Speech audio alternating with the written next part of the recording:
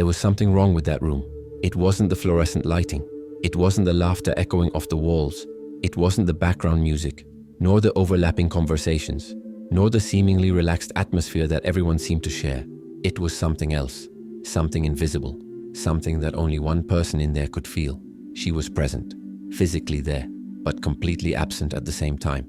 She observed the faces around her, the genuine expressions, the enthusiasm in their words, the ease with which people moved from one trivial subject to another, without weight, without effort, without that constant feeling of playing a role that had never been rehearsed.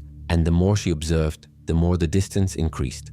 Not the physical distance, the other one, the one that cannot be measured in meters. No one noticed. No one noticed that she was there as an outsider. Like someone reading subtitles in a language she learned too late. She smiled when expected. She nodded when it seemed appropriate. She asked the right questions. She gave the acceptable answers. But underneath it all, there was a question that kept echoing. Why can't I feel what they're feeling? And then, the second heavier question. What's wrong with me? This displacement is nothing new. It didn't start in that room. It was already there in childhood, when she realized that other people's games didn't make sense. It was there in adolescence, when everyone else seemed to have received a manual on how to be, and she hadn't. It was there in every attempt to belong, in every effort to fit in every moment when she felt she was doing everything right but still felt left out. And worst of all, no one seems to understand. Because how do you explain something that has no name? How do you describe the feeling of being surrounded by people and yet completely alone? How do you say, without sounding arrogant or like a victim, that there is something about the way you see the world that puts you permanently out of sync with it? The easiest temptation is to blame yourself, to think that the problem is internal, that you lack some social skill, that there is something broken in the way you process affection, connection, belonging, that you should try harder, mold yourself more, until finally you fit in. But there is another way, a much more unsettling way, and it is this way that Nietzsche knew well. What if the problem isn't you? What if this feeling of never fitting in isn't a personal failure, but an awakening? What if the discomfort you feel isn't a sign of inadequacy, but of lucidity? What if instead of being broken, you're just beginning to see something that most people don't see yet? Because there is a kind of loneliness that does not arise from the absence of people. It comes from the presence of consciousness.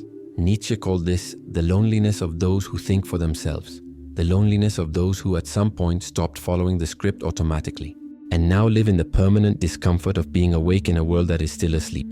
This is not about feeling superior. Quite the contrary. It's about carrying an invisible weight. It's about seeing layers that others don't see. It's about realizing that most conversations, concerns, and human pursuits are operating within a logic that no longer makes sense to you. And there's no going back. There's no way to unsee what has already been seen. Maybe you spent years thinking that the problem was you, that something was missing, that you needed to fix something inside yourself to finally feel what others feel. But the truth may be very different, and much more lonely. The truth may be that you will never fit in, not because you are incapable, but because you see too much. This feeling has a moment of origin. It is not always possible to identify it precisely, but it exists. It is the moment when something that always worked stops working, when a narrative you automatically followed loses its power, when a belief that seemed solid reveals its fragility. It may have been a casual remark from someone close to you. It may have been a promise that life failed to keep. It may have been the slow realization, accumulated over years, that following all the rules did not guarantee what was promised. That doing everything right did not bring the feeling of being in the right place. That the social script you memorized with such dedication was not taking you anywhere that made sense. And when that happens, when the first crack appears, something irreversible begins. Because most people live within automatic narratives, not consciously, not because they deliberately chose to believe in them, but because these narratives were absorbed so early, repeated so many times, validated by so many voices around them, that they became invisible. They operate like a background operating system. You don't question them, you just follow them. Work hard and you will be rewarded. Find someone and you will be complete. Achieve status and you will be respected. Accumulate experiences and you will be happy. Follow the right path and everything will make sense. These are phrases that everyone knows, that everyone repeats, that no one really examines. And for most people, they continue to work, not because they are true, but because they have never been truly tested. Because life has not yet demanded that they be questioned. Because it is possible to live an entire life within them without realizing that they are just constructs, just collective agreements about what should matter. But for some people at some point, these narratives cease to bear the weight of reality. And when that happens, when you look at one of these phrases and realize that it no longer explains anything, that it no longer guides anything, that it no longer solves anything, you enter a very specific territory, a territory that Nietzsche knew well. He called it the awakening of the free spirit. It is not freedom in the usual sense. It is not the feeling of relief, of lightness, of open possibilities. It's the opposite. It's the weight of realizing that you are following maps that lead nowhere. And now, without a map, you are completely exposed, completely alone, completely responsible for deciding what to do with the time you have. And that is terrifying, because most people around you continue to follow the maps. They continue to believe in the promises. They continue to operate within a logic that, for you, has already disintegrated. And you realize, with painful clarity, that you can no longer pretend to still believe. You can no longer participate in conversations with the same conviction. You can no longer be moved by the same achievements. You can no longer fear the same threats. You see people around you celebrating promotions, planning weddings, buying real estate, setting 5-year goals. And there is something inside you that cannot connect with the importance of it all. Not because you are cynical, not because you wish ill on anyone, but because for you, these achievements have stopped meaning what they should mean. And that puts you in an impossible place, because you can't say it out loud. You can't explain that while everyone else is running in the same direction, you've stopped understanding why they're running. You can't verbalize that the collective goals, the social milestones, the rites of passage that define a well-lived life have lost their power over you. So you smile, you congratulate, you participate, but inside there is a growing emptiness, a distance that increases with every superficial interaction. With every conversation, you know you're just going through the motions. With every moment, you realize you are internally translating what others say, trying to find meaning that is no longer there. Nietzsche described this with brutal accuracy. He said that the free spirit is one who has broken with the morality of the herd, not because he thinks he is superior, but because at some point the chains that bound everyone else stopped working on him. And now he lives in permanent exile, not geographical, existential. The problem is not that you can't connect with people.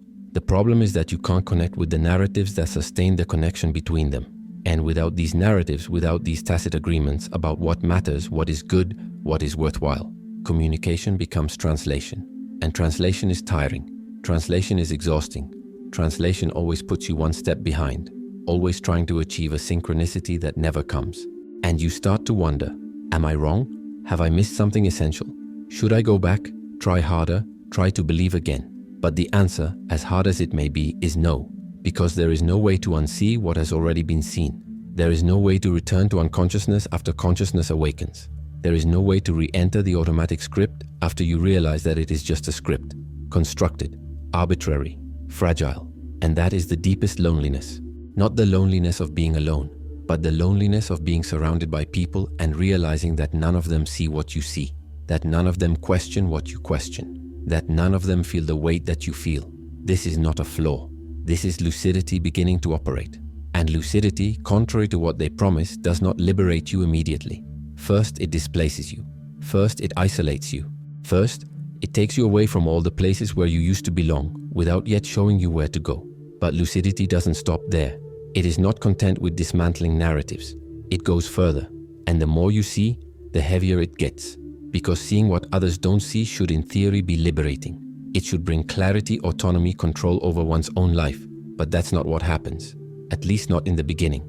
In the beginning, seeing too much is a burden you carry alone, that no one validates, that no one recognizes, that often no one even believes exists. And worst of all, you can't just ignore what you see. Try it. Try to return to a superficial conversation after you've realized the empty structure behind it. Try to get excited about social achievements after you've understood that they are just arbitrary markers of value. Try to participate in group dynamics after you've seen the patterns of conformity operating silently, punishing any deviation, rewarding any submission. You can't. Not because you're superior, but because consciousness has no off switch. And that creates a very specific kind of exhaustion. It's not physical fatigue. It's the fatigue of always translating, always filtering, always adjusting your speech, your reactions, your expressions to fit into a space that no longer accommodates you. It's the exhaustion of keeping an edited version of yourself functioning in public, while the real version remains locked away, silent, isolated. You begin to realize that most social interactions require a performance, and you always knew that on some level. Everyone knows it, but the difference is that for most people, this performance is automatic. natural. They don't have to think about it. They simply act within the social script and feel that it is authentic. They feel that they are being themselves, but you don't feel that anymore. For you, every interaction has become a calculation. What should I say here? How should I react? What emotion is expected? How much of myself can I show without causing discomfort? And the more you calculate, the more distant you become. Everything becomes more artificial, more empty. There's a moment when you're at a dinner party, or a meeting, or a party, and someone is talking about something that objectively should interest you, but you realize you're just waiting for your turn to speak, or worse, waiting for the moment when you can leave. And you feel guilty about it, because these people haven't done anything wrong. They're just living, just participating in the collective game with sincerity. But for you, the game has lost its meaning, and there's no way to explain that without sounding arrogant or distant. Nietzsche understood this dilemma. He wrote about the necessary solitude of the thinker, not because the thinker wants to be alone, but because the act of thinking for yourself, of questioning what everyone else accepts, of rejecting ready-made answers, inevitably puts you outside the herd. And herd here is not an insult, it is a description. Nietzsche used this term to refer to the majority of people who live within inherited value systems, never questioned, only reproduced. And he didn't hate the herd. He just recognized that there are two types of consciousness operating in the world: collective consciousness, which functions through repetition and conformity, and individual consciousness, which functions through questioning and disruption. And these two consciousnesses don't communicate well. They don't speak the same language, they don't value the same things, they don't fear the same threats.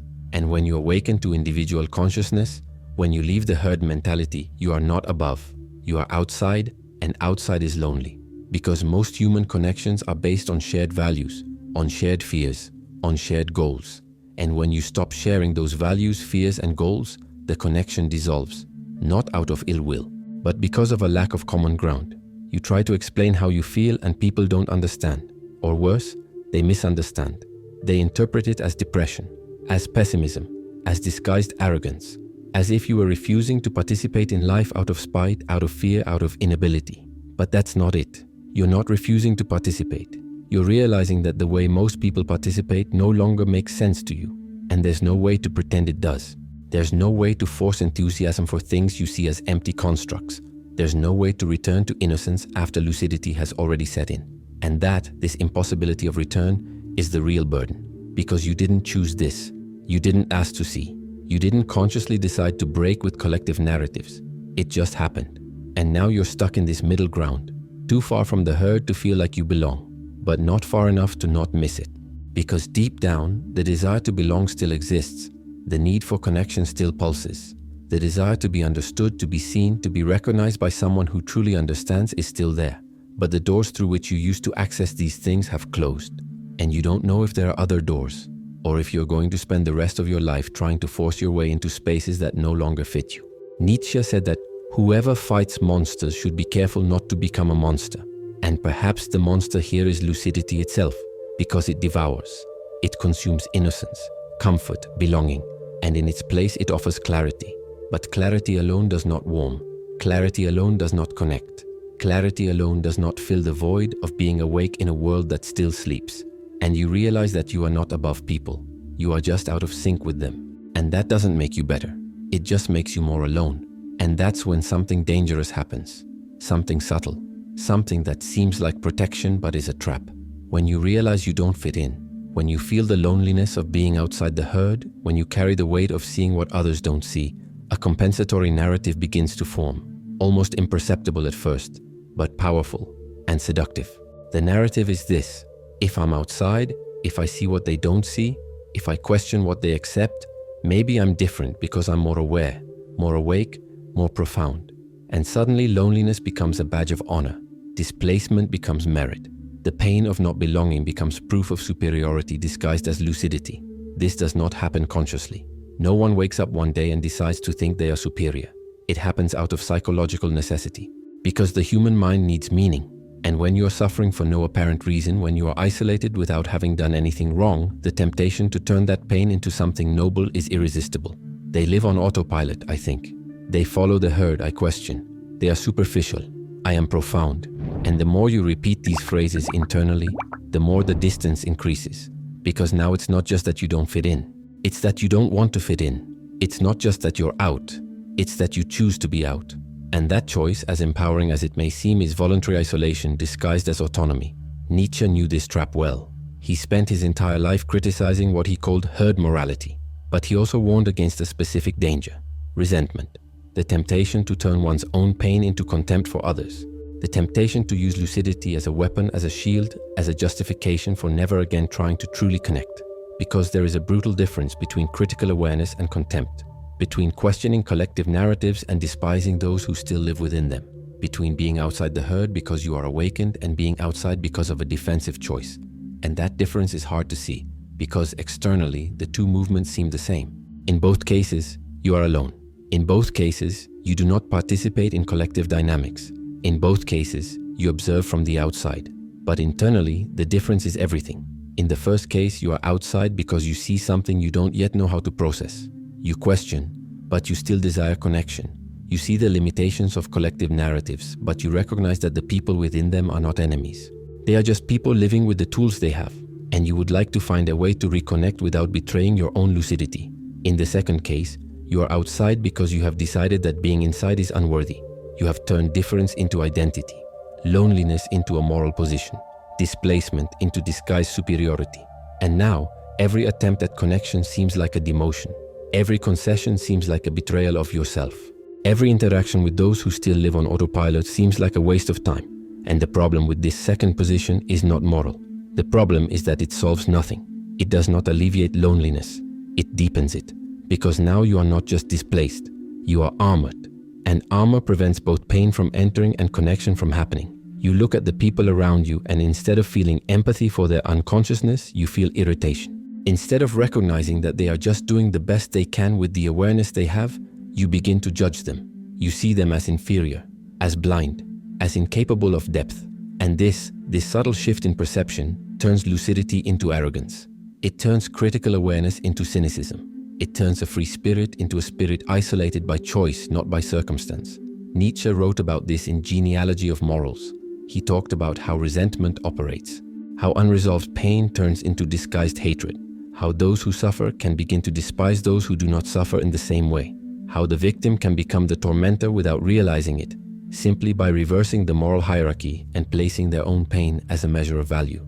And you need to recognize this in yourself. You need to be honest enough to admit, at some point you started using your difference as a shield. You started using your lucidity as an excuse to stop trying. You started turning your loneliness into an identity, and any attempt to belong became a betrayal of that identity. But that's not freedom. That's imprisonment with a privileged view. Because deep down, the desire for connection is still there. The need to be understood still pulses. The desire to find someone who sees the world with the same clarity as you still exists. But you have built such high walls around yourself. Walls made of concepts, of criticism, of diagnoses about how superficial the world is, that no one can reach you anymore. And you, from the top of those walls, look down and convince yourself that the problem is the world below. But it's not. The problem now is you. Or rather, the problem is how you are dealing with your own lucidity. Because lucidity alone is not enough. Critical awareness alone is not enough. Seeing what others don't see alone is not enough. If all this is not accompanied by compassion for yourself and for others, it becomes just justified isolation. It becomes just loneliness with a philosophical narrative. And Nietzsche knew that. He criticized the herd, yes, but he never hated the herd. He never despised ordinary people. He just recognized that there are different levels of consciousness operating simultaneously in the world, and that those who awaken to a higher level of consciousness have to deal with the loneliness that comes with it. But dealing with loneliness does not mean despising those who have not yet awakened. It means recognizing that the path is lonely, but that shared humanity still exists. You are not superior because you see more. You are just different, and difference is not hierarchy. Difference is just difference. And the sooner you understand this, the sooner you stop using lucidity as a weapon and start using it as a tool for reconnection, not isolation. Because the goal was never to separate. The goal is to find yourself, but to truly find yourself. Not through social masks, not through automatic scripts, but through possible authenticity. And possible authenticity requires that you stop turning your pain into superiority and start recognizing it for what it is. Just pain. Human. Shareable. Worthy of compassion. But there is still one piece missing. A fundamental piece that explains why this trap is so easy to fall into. Why it is so tempting to turn difference into superiority. Why is it so difficult to reconnect without feeling like you are betraying your own lucidity? And the piece is this: the world really does punish those who think differently, not explicitly, not with laws or decrees, but in a subtle, constant, structural way. And Nietzsche understood this better than anyone. He realized something that most people prefer to ignore. Social structures are not neutral. They are not just the way things are. They are constructions that serve specific purposes. And one of the central purposes of any social structure is to maintain conformity, to keep people thinking the same way, feeling the same way, desiring the same way. Because conformity is predictability, and predictability is control, and control is stability. And stability is what allows social, economic, and political systems to continue operating without disruption. And to maintain conformity, difference must be discouraged, not violently, but insidiously, through small daily punishments, through looks, through silences, through subtle exclusions, through judgmental questions. Why are you so difficult? Why do you complicate things so much? Why can't you just be normal? And these questions are not innocent.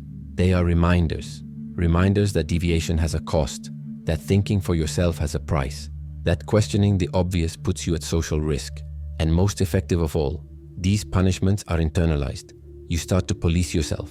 You start to wonder if it's really worth thinking differently, if it's really worth questioning, if it's really worth carrying the weight of lucidity when you could just accept, agree, belong.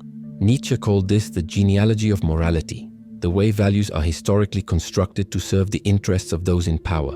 And one of the core values he identified was precisely this: the valorization of conformity disguised as virtue. Be humble. Don't be conceited. Don't question authority. Accept your place. Don't cause trouble. All these phrases that sound like words of wisdom are in fact mechanisms of control, ways to ensure that you don't step out of line, that you don't question too much, that you don't wake up to the fact that much of what you have been taught as absolute truth is just arbitrary social construction. And when you start to question, when you stop accepting ready-made answers, when you refuse to follow the script automatically, the system reacts, not with violence, but with exclusion, with invalidation, with the implicit message that you are the problem, that you are wrong, that you need to fix yourself in order to belong again.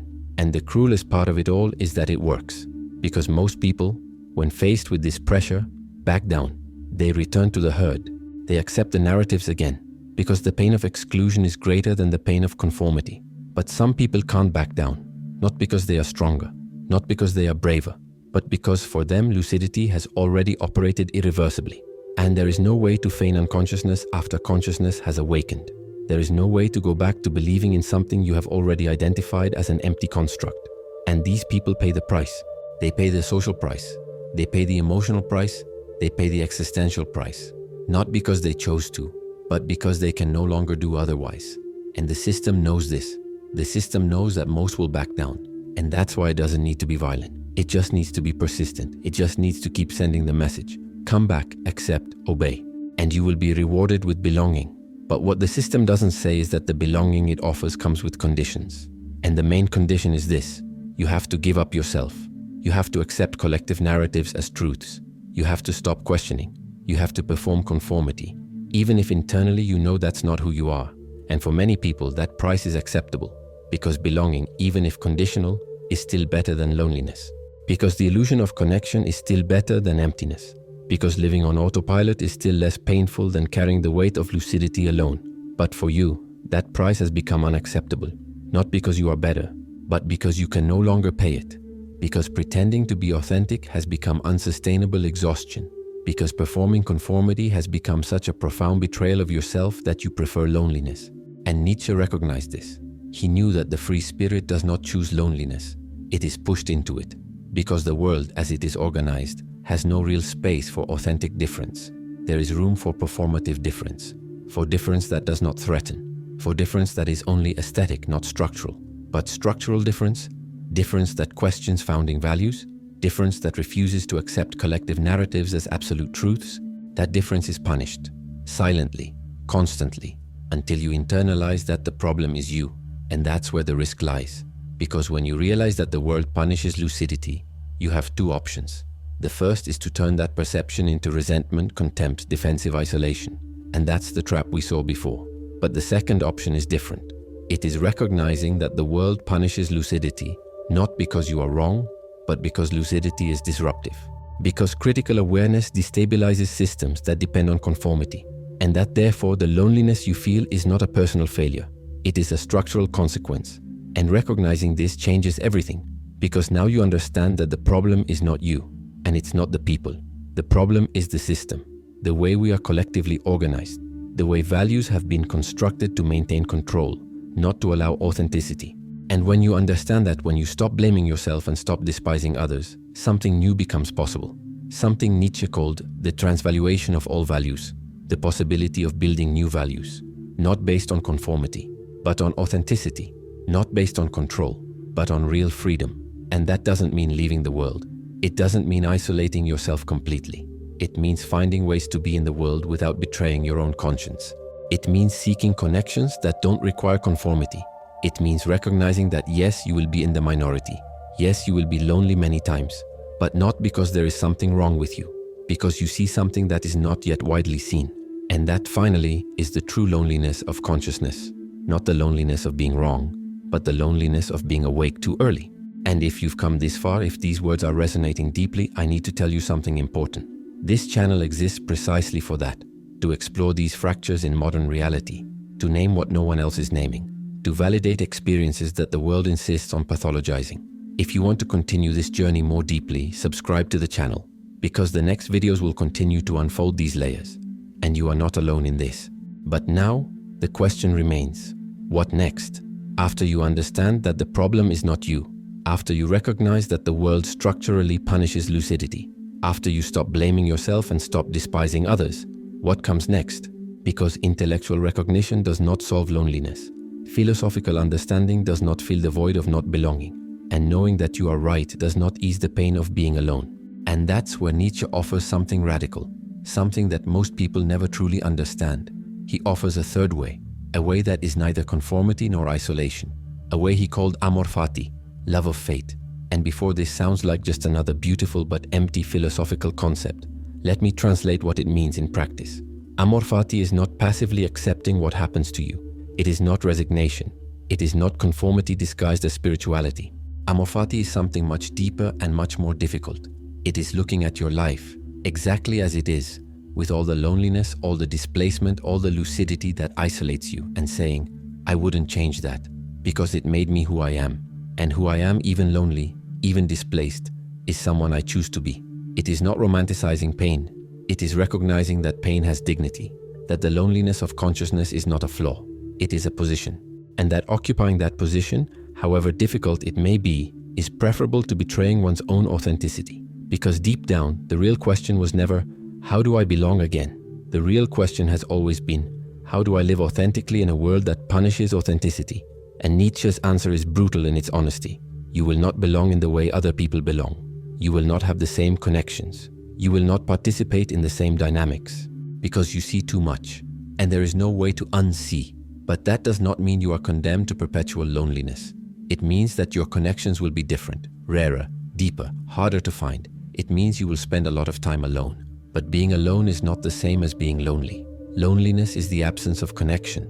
But being alone, when it is a conscious choice, when it is space to think, to process, to exist without a mask, is not punishment. It is a necessity. And it means that eventually you will find other free spirits. Not many, maybe a few, maybe very few. But when you find them, the connection will be unlike anything you have ever experienced, because it will be a connection without a script, without performance, without the need to translate who you are to fit into a space that is too small. Nietzsche wrote letters, many letters, because he knew that connection for those who think differently does not happen in ordinary social settings. It happens in deep conversations, in shared silences, in mutual recognition that you see that too. And maybe that's what you need to accept. That belonging for you will not be belonging to a large group. It will be finding one or two people who see the world with the same clarity and building a connection from that. And until then, until those people show up, you need to learn to live with yourself, not as punishment, but as practice. Because if you can't inhabit your own mind without despair, you will seek connection out of despair.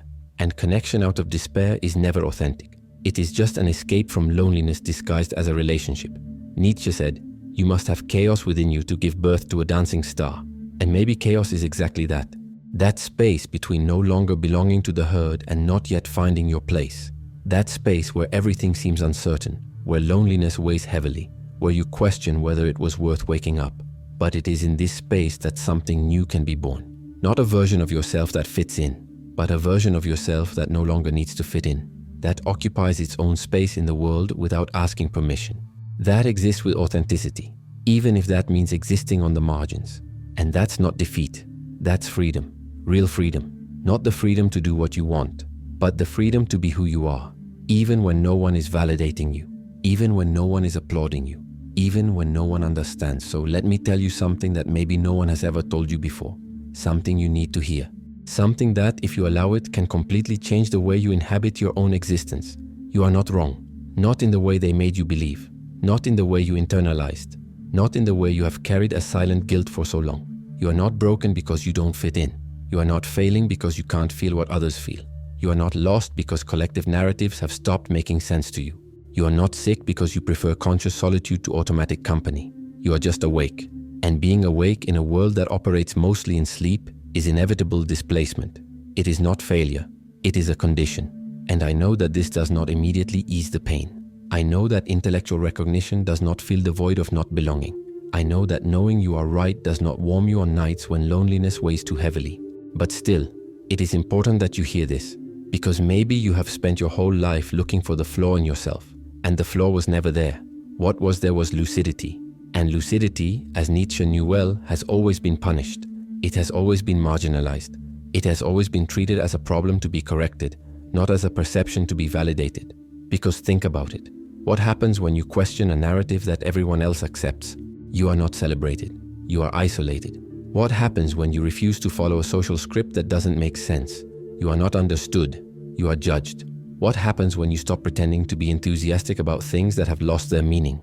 You are not respected. You are seen as difficult, as complicated, as someone who doesn't know how to live.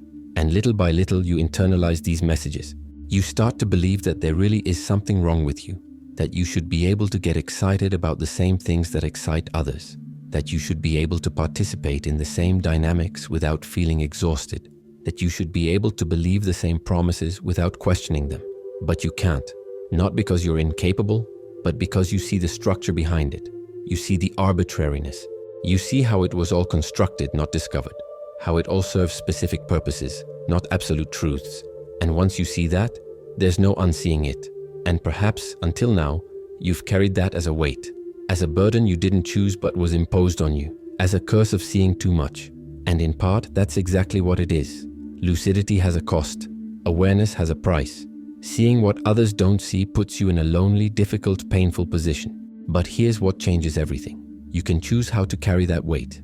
You can carry it as shame, as proof that you can't be normal, can't fit in, can't function as you should, and that choice will slowly destroy you. It will make you hate your own lucidity. It will make you wish for unconsciousness. It will make you beg to go back to automatic, even though you know it's impossible. Or you can carry it as dignity, as recognition that you see something real, something important, something that most people don't see yet.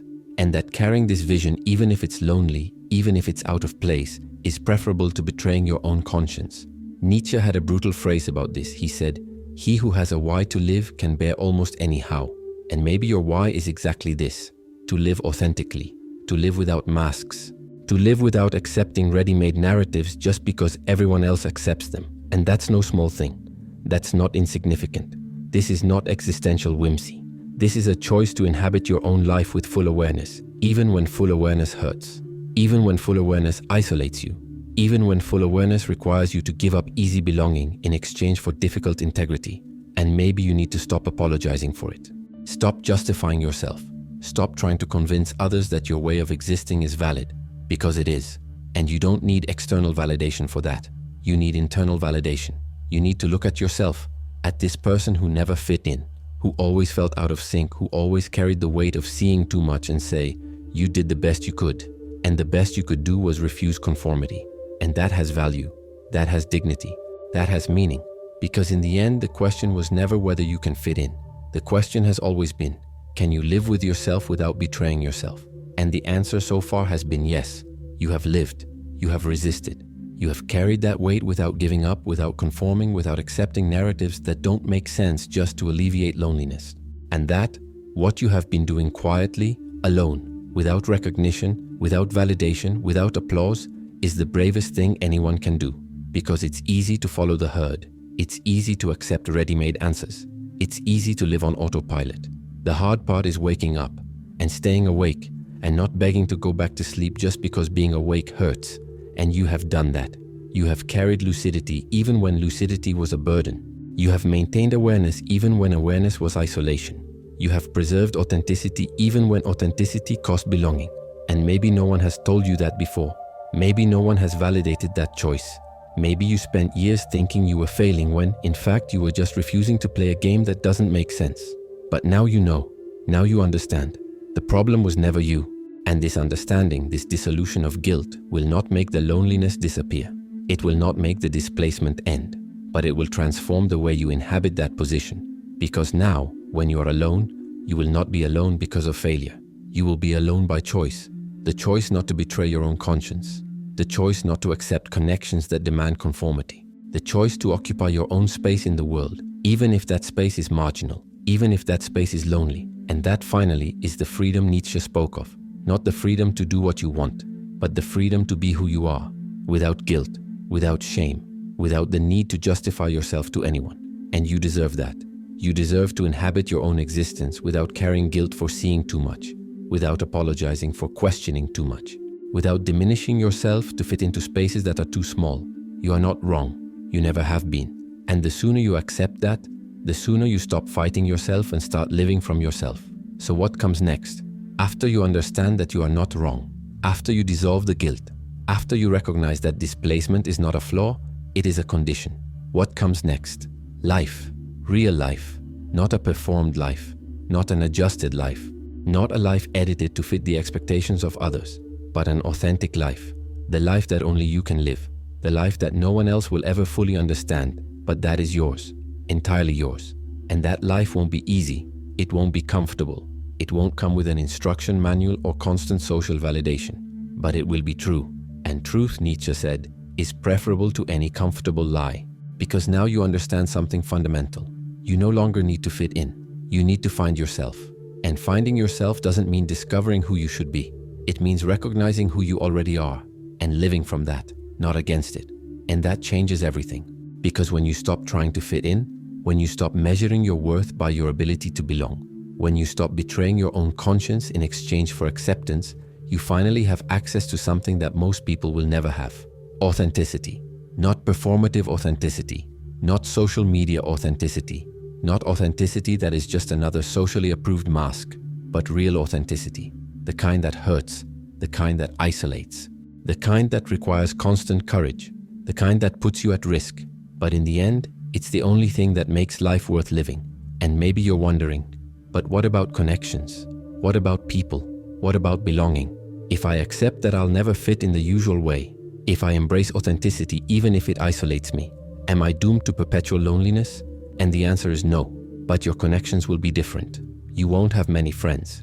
You won't participate in many groups. You won't be present in all social dynamics, because you can no longer pretend to be interested in empty conversations.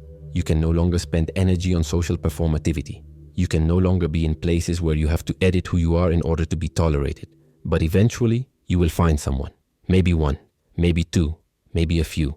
But you will find someone who also sees. Someone who also carries the weight of being awake. Someone who also refused to conform. Someone who also paid the price of lucidity.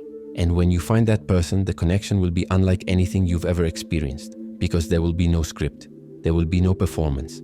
There will be no need to translate who you are to fit into a space that is too small. You will be able to exist whole and be seen whole. And that experience of being truly seen is so rare, so profound, so transformative that it makes up for all the loneliness that came before. Nietzsche wrote, "Thus spoke Zarathustra in almost complete solitude." He didn't have many friends. He didn't belong to influential social circles. He lived on the margins. But he wrote. And through writing, he connected with minds that had not yet been born. He connected with you, now, more than a century later. And maybe that's what you need to understand. That connection, for those who think differently, does not necessarily happen in the present moment. It happens through time, through ideas, through words, through mutual recognition that you see that too. And while you don't find these people, while you're still alone, you have something that no one can take away from you. You have yourself. And if you learn to inhabit your own mind without despair, if you learn to live with yourself without constantly needing to escape, you will discover that loneliness is not punishment. It is sanctuary. It is the space where you can think without interruption, where you can feel without judgment, where you can exist without a mask, where you can process everything you see without having to translate it for anyone. And this is not pathological isolation. This is an existential necessity, because those who see too much need time alone to process. They need silence to think. They need distance so as not to be crushed by the constant incongruity between what they see and what the world insists on not seeing. Nietzsche called this creative solitude. Solitude that does not destroy but builds, that does not empty but fills, that does not diminish but expands. And maybe you need to stop seeing your solitude as a flaw and start seeing it as space. Space to grow, space to think, space to become who you really are, not who you were told you should be. Because in the end, the question was never, how do I belong again? The question has always been, how do I become who I am? And Nietzsche's answer is straightforward. You become who you are by facing everything you are not, by facing the masks, by facing the inherited narratives, confronting the expectations of others, confronting even the temptation to conform just to alleviate loneliness. And when you confront all of that, when you remove everything that is not you, what remains is frightening, because it is raw, because it is vulnerable, because it has no social protection, but it is real. And real is the only place where you can truly live. So what is the first step? The first step is to stop forcing yourself to fit in. Stop trying to mold yourself to fit into spaces that don't suit you. Stop wasting energy trying to convince others that your way of existing is valid. Your way of existing is valid. You don't need external approval for that. You don't need collective consensus. You don't need anyone to understand. You only need one thing: the courage to live from your own consciousness even when no one is validating you, even when no one understands, even when you are completely alone. And if you can do that, if you can inhabit your own authenticity without asking permission, without waiting for validation, without demanding that the world adjust to you, something extraordinary will happen. You will stop feeling wrong. You will stop carrying guilt for seeing too much. You will stop wishing for unconsciousness just to lighten the load. And instead, you will feel something you may never have felt before. Peace. Not the peace of belonging, but the peace of being, the peace of existing whole, even if on the margins. The peace of carrying lucidity without shame. The peace of being awake, completely awake, and no longer begging to go back to sleep. And that peace, that silent dignity of inhabiting one's own consciousness without betraying oneself, is the only real freedom that exists. It is what Nietzsche called amor fati, loving one's own destiny, including loneliness, including displacement, including the weight of seeing too much, because you didn't choose this. But now that you're here, now that you carry this vision, you can choose how to inhabit it, with shame or with dignity, with resentment or with acceptance, with despair or with peace. And the choice is yours. It always has been, and it always will be. You will never fit in completely, and that's okay, because maybe you weren't meant to fit in. Maybe you were meant to question, to see, to think, to exist outside the ready-made scripts. And that's not less. That's not a flaw. That's just different. And different, when inhabited with full awareness, is dignified. It is valuable. It is necessary.